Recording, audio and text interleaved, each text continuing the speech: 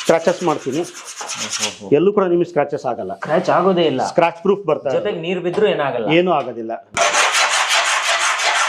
ಇಷ್ಟೆಲ್ಲ ಸ್ಕ್ರಾಚ್ ಮಾಡಿದ್ರು ಕೂಡ ಗೀಚಿದ್ರು ಕೂಡ ಸ್ಕ್ರಾಚ್ ಆಗೋದಿಲ್ಲ. ಈ ವಿಡಿಯೋ ಸ್ಪೆಷಲ್ ಆಗಿ ಯಾರ್ಯಾರು ಹೊಸದಾಗಿ ಮನೆಯನ್ನ ಕಟ್ತಾ ಇದ್ದೀರಾ ಅವರಿಗೆ ಸ್ಪೆಷಲ್ ಆಗಿ ಡೆಡಿಕೇಟ್ ಮಾಡ್ತೀನಿ ಸರ್. ಇದರಲ್ಲಿ ನಿಮಗೆ ಸೈಜ್ ಕೂಡ ಸಿಗುತ್ತೆ, ಕಲರ್ ಕೂಡ ಸಿಗುತ್ತೆ. ಇದು purely architect base colour, like natural stones ಏನ್ ಬರುತ್ತೆ ಆ ಫೀಲೇ ಬರುತ್ತೆ ನಿಮಗೆ.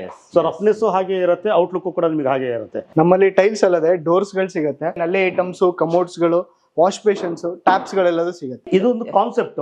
ಈಗ ನೀವು ಅಲ್ಲಿ ನೋಡಿದ್ರಿ, ಇದೊಂದು ಇದರಲ್ಲಿ ಬ್ರಿಕ್ ಸೀರೀಸ್ ಅಂತ ಹೇಳ್ತೀವಿ. ಇದ್ರ ಜೊತೆಗೆ ನಾವು ಟೇಬಲ್ ಇದಕ್ಕೆ ಹಾಕಿದೀವಿ. ಇದೇ ಇದನ್ನ ಸೇಮ್ ಡಿಸೈನ್ ಇದು ನಿಮಗೆ ವೇವ್ಸ್ ಅಲ್ಲಿ ಬಂದಿದೆ. ನಮ್ಮ ಕಡೆಯಿಂದ ಡೆಲಿವರಿ ಕೊಡಬೇಕಾದ್ರೂ ಕೂಡ ಇನ್ ಕೇಸ್ ಡ್ಯಾಮೇಜಸ್ ಬಂತು ನಾವು ರಿಪ್ಲೇಸ್ಮೆಂಟ್ ಕೊಡ್ತೀವಿ ಸರ್. ಇದಕ್ಕೆ ನಾವು ಹೈಲೈಟರ್ ಅಂತ ಹೇಳ್ತೀವಿ ಅಥವಾ ಡೆಕೋರ್ ಅಂತ ಹೇಳ್ತೀವಿ. ಇದು ಪರ್ಟಿಕ್ಯುಲರ್ ಏರಿಯಾ ಅಂತ ಏನ್ ನಾವೇನು ಫಿಕ್ಸ್ ಮಾಡೋದಿಲ್ಲ.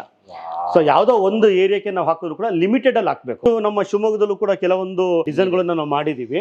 ಸೊ ಇದು ನೋಡಿ, ಯಾವ್ದೋ ಒಂದು ವಾಲಿಗೆ ಹಾಕಿದಾಗ balcony wall, bathroom wall, bath tub use ಮಾಡ್ತಾರೆ, ಬಾತ್ ಟಬ್ ವಾಲು, ಈ ತರದ ವಾಲುಗಳಿಗೆ ಯೂಸ್ ಮಾಡಿದಾಗ ಅದ್ರದ್ದು ರಿಫ್ಲೆಕ್ಷನ್ ಚೆನ್ನಾಗಿ ಬರುತ್ತೆ. ಚೆನ್ನಾಗಿದೆ ಸರ್. ಮತ್ತೆ ಇದಕ್ಕೆ ಕಾಂಬಿನೇಷನ್ ಏನ್ ಬೇಕು ನಾವು ಮಾಡ್ಕೊಡ್ತೀವಿ. ನೀವು ಮೊದಲನೇದಾಗಿ ನೀವು ಟೈಲ್ ಅಂತ ತಗೋಬೇಕಾದ್ರೆ ನಿಮ್ಮ ಮನೆಗೆ ಬೇಕಾಗಿರೋಂಥ ಟೈಲ್ ಅನ್ನ ಫಸ್ಟ್ ನೀವು ಸೆಲೆಕ್ಷನ್ ಮಾಡಬೇಕು. ಸಾಮಾನ್ಯವಾಗಿ ದೊಡ್ಡ ಟೈಲ್ಸ್ ಅಂತ ಬಂದಾಗ ವಾಲಿಗೆ ಹಾಕಕ್ಕೆ ಎದುರುತ್ತಾರೆ, ಬಿದ್ದೋಗುತ್ತೆ ಅಂತ ಹೇಳ್ಬಿಟ್ಟು. ಲೇಯಿಂಗ್ ಮೆಥಡ್ ಕೂಡ ಕರೆಕ್ಟ್ ಆಗಿ ತಿಳ್ಕೊಂಡು ಹಾಕೋದ್ರು ಅಂತ ಹೇಳಿದ್ರೆ ಯಾವುದೇ ಕಾರಣಕ್ಕೂ ಬೀಳೋದಿಲ್ಲ. ಇದು ಹಾಕಿ ಜಸ್ಟ್ 15 ಮಿನಿಟ್ಸ್ ಅಷ್ಟೇ ಗ್ಯಾಪ್ ಕೊಟ್ಟಿದ್ದು, ಇವಾಗಿನವರೆಗೂ ಬಿದ್ದಿಲ್ಲ, ಮುಂದೆ ಬೀಳೋದಿಲ್ಲ. ನಾವು ಒಡೆದೇ ತೆಗಿಬೇಕು. ಇದನ್ನ ಒಂದು ವಾಶ್ ಬೇಸಿನ್ ಏರಿಯಾಕ್ಕೆ ಅಂತ ಹಾಕಿದೀವಿ.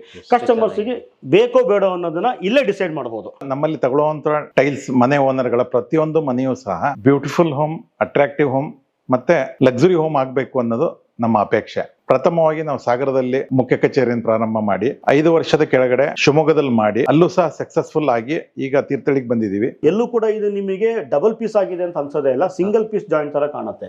ಸೊ ನಿಮಗೆ ವುಡ್ ಅಲ್ಲಿ ಏನ್ ಫಿನಿಶಿಂಗ್ ಸಿಗುತ್ತೆ ಅದನ್ನ ನಾವು ಟೈಲಲ್ಲೂ ಕೂಡ ಕೊಡಬಹುದು. ಆಗೋದಿಲ್ಲ, ಸ್ಲಿಪ್ ಆಗೋದಿಲ್ಲ.